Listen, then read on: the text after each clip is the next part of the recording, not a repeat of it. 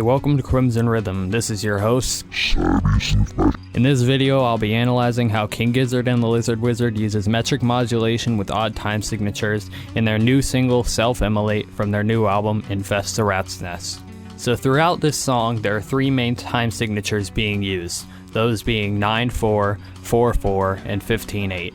However, there will be instances where I refer to a section as 8/8, even though it can just be felt as 4/4. A cornerstone of thrash is the use of double time kick snare pattern, which you'll see presented in this song. That's what I'm referring to when I mention 8/8. With that being said, here is what I've gathered from listening to the song thoroughly. The song begins with the toms playing a simple 1-2 pattern in 4/4 on the first two eighth notes of every other beat. We get a similar tom build-up later on, as well as in their other single from Infest the Rats Nest, Planet B.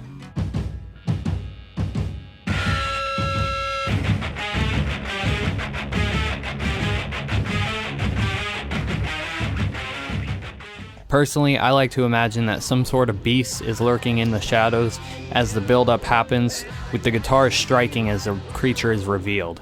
The guitars throw us off of the expected 4/4 rhythm, instead getting an odd 9/4 groove that adds to this tension and later defines the chorus of the song.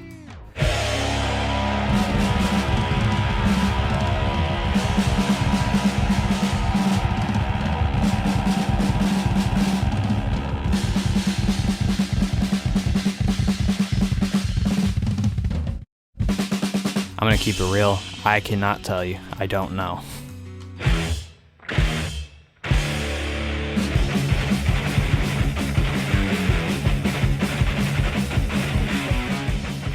So around 50 seconds into the song, we get a 15/8 riff panned wide on the guitars, which alternates between 8 and 7/8 notes and is a key component to the odd rhythm of this song. Contrasting this 15/8 riff, we get the 1-2 kick snare pattern that is expected of most thrash, which only resolves after every two measures.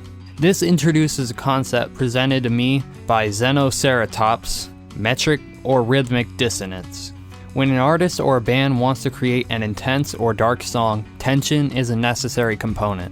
For many, this manifests with dissonant intervals in their melodies, perhaps using darker scales such as Phrygian to create tension in the song.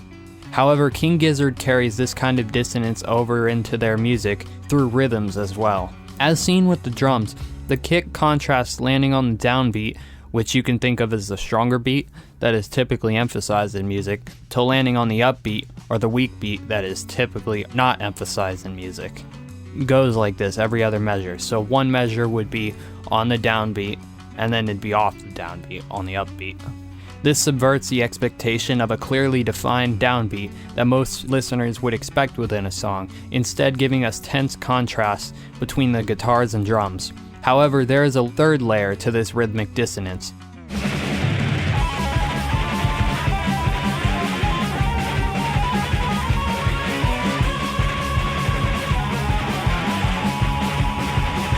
That being the higher octave guitar that's right down the center. It plays 3 measures of 4/4, followed by a measure of 3/4, before syncing back up with the downbeat of the 15/8 instrumentation underneath it. It's a small addition, but I think it's worth mentioning at least. We don't get this higher octave guitar during the verses, but the song does continue with the tension between the main 15/8 guitar riff and the drums going with the 1-2 pattern over it. During the verses, Stu just rides the rhythm starting on the downbeat, so I'm not going to go into too much depth on it. Basically, he just emphasizes each quarter note and then starts back up after a bar. One thing I would like to mention is that he uses a similar technique on Planet B of using the vocals and guitars as sort of a call and response.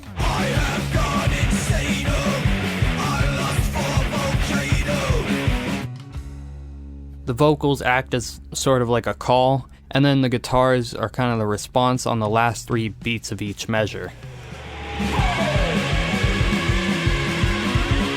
At the end of the verses, the song goes into 4/4 or 8/8 time. Ironically, using common time here builds tension rather than releasing it, since the song has adjusted listeners to the 15/8 groove. Perhaps for others this may be a release in tension, but I feel like it throws one off. This section also serves as a gateway between the verses and the chorus, using 8 beats, 1 beat off from both.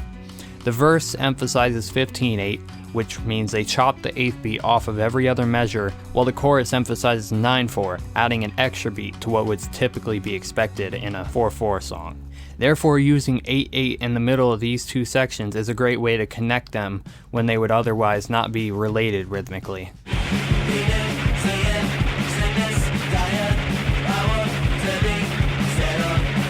As stated before, the Venusian chorus uses a 9/4 rhythm, which again emphasizes the rhythmic and metric dissonance that contributes to this song's intensity. The drums continue to be resolute in the kick snare 8th note groove, which gives listeners an opportunity to still headbang to the odd rhythm of the chorus. Although it's an odd meter that is metrically dissonant to the rest of the song, there is still a danceability buried in there, though ultimately it forces the listener to match the fast tempo and intensity of the song, as opposed to casually nodding along every other beat. Perhaps that's a bit of a stretch, but I think it's something important to consider in a live context where people are going to be moving around to the music. Putting the audience in a position where they'd have to keep up with this double time to consistently land on the downbeat of these odd rhythms can be useful in maximizing the energy displayed from the crowd, which could really win some over in a show.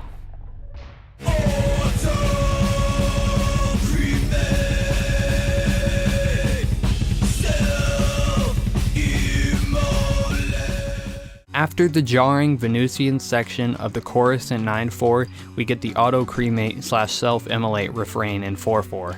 Within this section, the snare continues to be on every other 8th note, while double bass 16th notes play on the kick. This change in the kick's rhythm is no big mystery. It serves as a tool in defining this section from others, as well as elevating it to be the highest point of the song.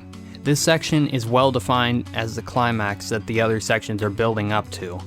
An important aspect of music is tension and release, which leads us back to the concept of dissonance in meter and rhythm. By creating tension with the 15/8 verse and 9/4 chorus, there's a release to look forward to in the song.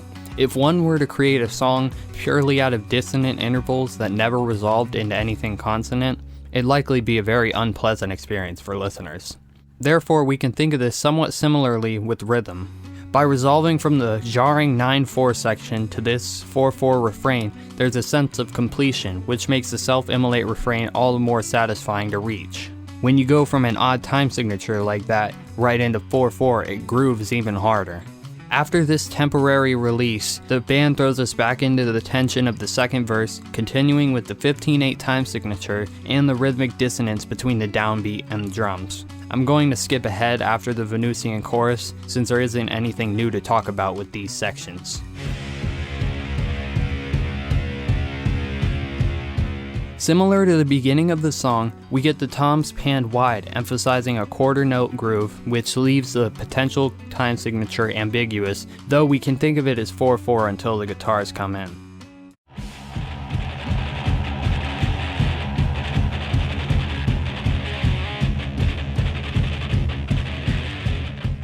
The ambiguity of the quarter note emphasis is used similarly to the intro of the song, introducing the 15/8 riff that alternates falling on the downbeat and upbeat of each measure.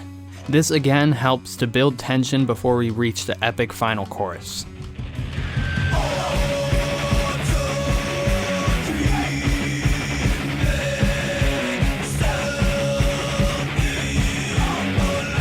Similar to the song structure of Planet B, we get this epic final chorus the rest of the song has been building up to. However, the final chorus in Self Immolate is different in the fact that it brings the song to a head with 4/4 time rather than an odd time signature 7/4 rhythm. Anyways, they changed the defining riff of the song that pervades throughout the verses, the 15/8 guitar rhythm, to common time, similar to how they did with the river from 5/4 to 4/4. 5/4 time signature. 4/4 time signature.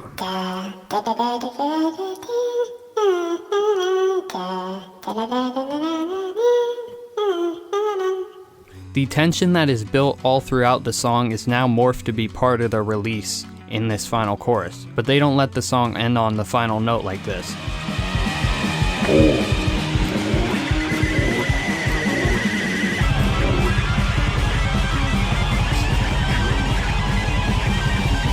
Following this chorus, we get the double time 8/8 drums with 16th note kicks underneath with wailing guitars using somewhat dissonant tones over it.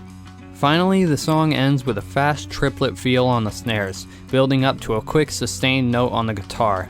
Although there is some sort of release, the song definitely ends on a lot more tension, which could leave the listener wanting to hear more.